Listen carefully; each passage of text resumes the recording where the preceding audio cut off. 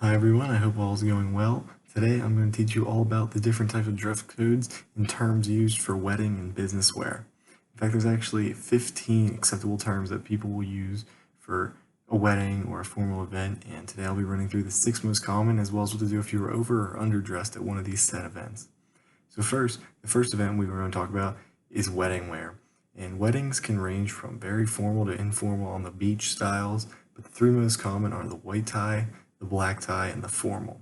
So white tie attire is the fanciest. This is the highest class. This is what someone would do if they had a very high class wedding or very fancy approach, like a Great Gatsby style party. It would be for women, it would be a long gown with jewelry and long white gloves that go to your elbows, which is interesting as that's not really something you see much of anymore. And for men, it would be a black tuxedo with a tailcoat, a cummerbund, and overalls, as well as a vest with a bow tie or a tie.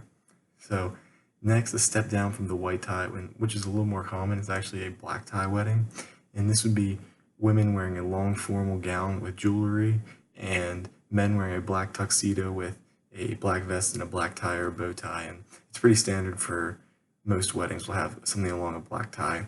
And then next, the step down from there is a formal wedding. And this is just formal attire. So women can wear a long dress or just like a short dress or with jewelry, and men can wear a dark colored suit with a pretty neutral colored tie, like a gray suit or a black suit or a navy suit.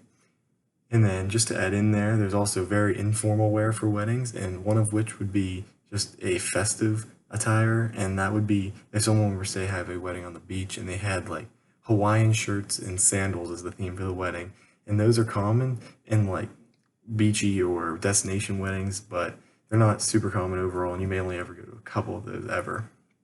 So next, there's actually what to wear for work or business type events. And the first is what is professional attire. Professional attire is usually, it's pretty standard across most businesses, and women are expected to wear a mid-length dress with a blouse or a pantsuit with a blazer, and men are expected to wear a dark or neutral colored suit with a conservative colored tie, which is pretty comparable to a wedding formal event. And then a step down from the professional is business casual look, and this is pretty common. This is probably more common than a professional look, in fact. And women can wear a skirt and a blouse or khaki pants with a collared dress shirt, and men can wear dress pants or khakis, and then a dress shirt or a collared shirt or a shirt with a sports coat. Either of those will all work. Business casual is pretty flexible, and you should be fine. The next one is just the casual wear, and women are expected to wear jeans and a shirt and maybe a blouse or a sweater on top, and men are expected to wear jeans and a collared shirt. And this is pretty usual on like a Friday, everyone can dress down, and that's kind of where you'd see a casual look.